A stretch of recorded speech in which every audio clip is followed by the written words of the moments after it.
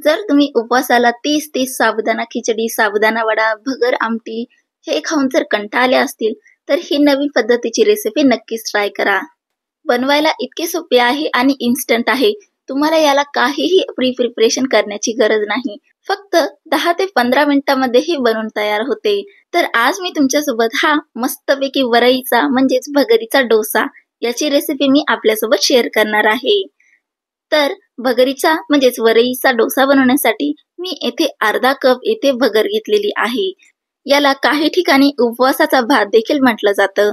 आता यामध्ये मी 2 चमचे साबुदाणा घालणार आहे. तुम्ही इथे जाड किंवा बारीक कोणताही साबुदाणा येथे घालू शकतात. मी इथे जाड साबुदाणा इथे वापरलेला आहे. आता याला आपण मिक्सरला लावून अगदी बारीक याची पावडर करून घेऊयात. याला शक्य होईल तितकं बारीक दळण्याचा प्रयत्न करा. बघू शकता तुम्ही इथे अगदी बारीक दळला गेलेला आहे. तर हा आपला डोस्याचा प्रीमिक्स इथे तयार झालेला आहे. तुम्ही याला इथे स्टोअर करून जरी ठेवलं तरी चालू शकतं. फक्त अट एवढीच आहे की हवाबंद डब्याचा येथे वापर करा.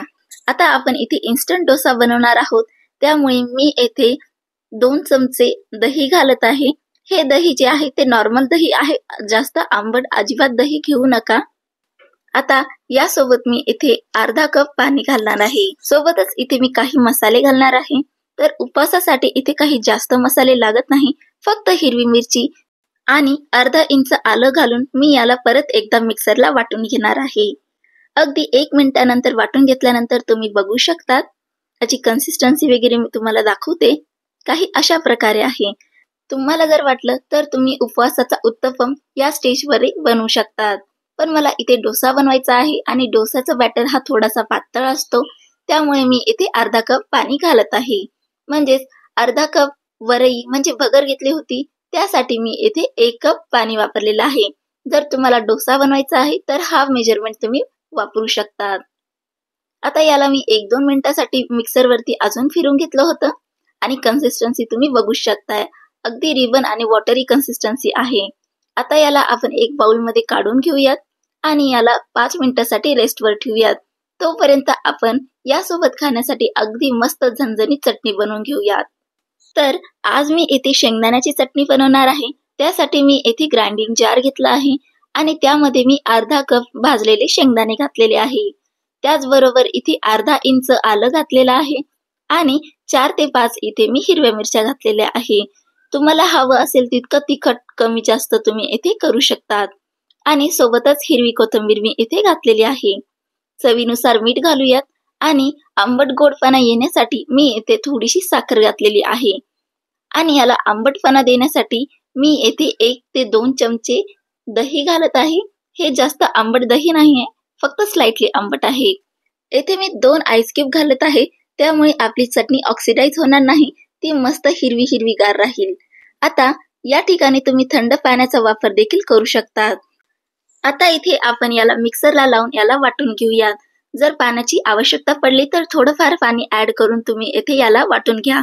येथे मला पाणी घालावं लागलं होतं. मी अर्धा कप इतकं थंड पाणी घातलं होतं आणि बघू शकतात मी अशी भरड अशी असेल इतपत मी याला वाटून घेतलेलं होतं. जास्त फाईन नाही पिसलेलं आहे, कारण फाईन जर केली तर चटणीचा टेक्स्चर हा येत नाही. बघू शकतात आपली चटणी तयार आहे. चला तर मग आता डोसा बनवून घेऊयात. तर डोश्यासाठी मी या बॅटरमध्ये आपलं चवीनुसार मीठ घालत आहे आणि थोडेसे जिरे घालत आहे. मिरची वगैरे आपण आधीच घातली होती, त्यामुळे इथे अजिबात घालण्याची गरज नाही.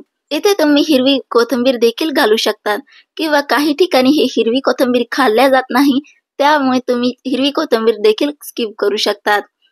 आता या सर्व जिन्नसांना आपण एकजीव करून घेऊयात आणि लगेचच डोसे बनवायला घेऊन टाकूयात. येथे मी आज डोसे पॅन मध्ये बनवणार आहे, जेणेकरून याला थोडासा आकार येईल छानसा. तुम्ही वाटलंच तर तव्याचा वापर देखील येथे करू शकता. महत्वाचं म्हणजे ज्यावेळेस तुम्ही अशा प्रकारचे काही डोसे बनवतात त्यावेळेस आपल्या तव्याचं किंवा पॅनचं टेम्परेचर अगदी जास्त पाहिजे. थंड तव्यावरती जर तुम्ही हा बॅटर टाकला तर याला जाळी अजिबात येणार नाही. त्यामुळे शक्य होईल तितका गरम तव्यावरती हे बॅटर तुम्ही पोर करा, त्यामुळे अशा जाळ्या पडतील आणि डोसा दिसायला पण छान दिसतो. आता हे बॅटर पोर केल्यानंतर वरची लेअर वाळली की लगेचच यावरती आपल्याला तूप किंवा तेल लावून घ्यायचं आहे, कारण की हा भगरीचा डोसा आहे. ही भगर खाताना गळ्यात अटकू शकते, त्यामुळे तुम्ही वरतून तेल किंवा घी नक्कीच लावा. इथे हा जो पॅन आहे हा नॉनस्टिकचा आहे, त्यामुळे इथे जास्त तेल तूप वापरण्याची गरज पडत नाही. आता काही वेळेस असं होतं की डोसा हा उचलताना तुटतो, तर त्यामागचं हे कारण आहे की तुम्ही डोसा कच्चाच उचलण्याचा प्रयत्न करतात. ज्यावेळेस तुम्हाला डोश्यावरती असे ब्राऊन स्पॉट ह्या जाळ्यामध्ये दिसायला लागत नाही, तोपर्यंत या डोश्याला अजिबात डिस्टर्ब करायचं नाही. हा डोसा खूप नाजूक असतो. जोपर्यंत यावर ब्राऊन स्पॉट दिसत नाही, तोपर्यंत हात लावायचा नाही. आणि यावर ब्राऊन स्पॉट यायला सुरुवात झालेली आहे, तुम्ही बघू शकता जाळ्यामध्ये. आणि ब्राऊन स्पॉट आले की तुम्ही या डोस्याला आता फ्लिप करून दुसऱ्या साईडनी देखील शेकू शकतात. पण दुसऱ्या साईडनी याला शेकण्याची गरज पडत नाही, म्हणून मी एकाच साईडनी याला शेकून फोल्ड करून याला काढून घेणार आहे. बघू शकतात किती छान कलर आलेला आहे. अशाच प्रकारे मी दुसरा डोसा देखील येथे बनवून घेणार आहे. तव्याचं टेम्परेचर लक्षात ठेवा, हाय ठेवा, त्यामुळे तुमची जाळी छान पडेल. एवढ्या काही बारीक बारीक टिप्स जर तुम्ही लक्षात जर घेतल्या, तर तुमचा डोसा हा परफेक्टच बनेल. आणि महत्वाचं म्हणजे डोश्याला जोपर्यंत ब्राऊन स्पॉट येत नाही, तोपर्यंत अजिबातच छेडछाड करू नका.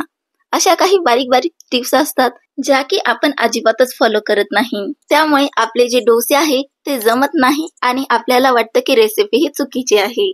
त्यामुळे काही टिप्स असतात त्या नक्कीच फॉलो करा आणि तुमचा देखील डोसा असाच परफेक्ट बनेल. डोसा तव्यावर टाकला, जाळी तयार झाली की गॅसची फ्लेम आपल्याला मध्यम करायची. त्यामुळे आपला डोसा हा मस्त कुरकुरीत होतो. पण काही घरात वृद्ध व्यक्ती असतात, त्यांना चावत नाही, त्यावेळेस तुम्ही हाय फ्लेमवरती याला सॉफ्ट आणि जाळीदार डोसे बनवू शकतात. पण डोसा हा परफेक्टली जमून तर जातोच. बघू शकतात इथे मी सर्व डोसे तयार करून घेतलेले आहे. तर अर्धा कप वरईमध्ये तुम्ही येथे 7 ते 8 मीडियम साईजचे डोसे येथे इझिली बनवू शकतात. तसे पण आता चैत्र नवरात्रीचे दिवस चालू आहे, त्यामुळे या नवरात्रीत तुम्ही ही रेसिपी नक्कीच ट्राय करा. चवीला खूपच छान लागते आणि जर काही नवीन ट्राय करायचंय तर ही रेसिपी नक्कीच ट्राय करा. चला तर मंडळी, पुन्हा भेटूया अशाच नवीन इंटरेस्टिंग रेसिपी सोबत. तोपर्यंत खात राहा आणि आनंदी राहा. आणि हो, चॅनलवर नवीन असाल तर प्लीज प्लीज प्लीज चॅनलला सबस्क्राईब करायला विसरू नका. आणि रेसिपी आवडली तर कमेंट देखील करा, ज्याने मला खूप जास्त मोटिवेट फील होतं. चला तर मग पुन्हा भेटूया.